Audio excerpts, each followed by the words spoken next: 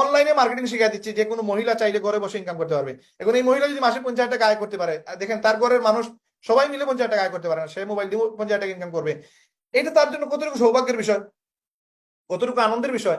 ওই মহিলা যে যার স্বামী ড্রাইভার, সে যদি তার স্বামীকে 20-25,000 টাকা মাসে স্যালারি অ্যাড করে দিতে পারে, তার লাইফটা কেমন চলবে দেখেন, তার বাসায় গরুগুস্ত দিয়ে ভাত খাবে।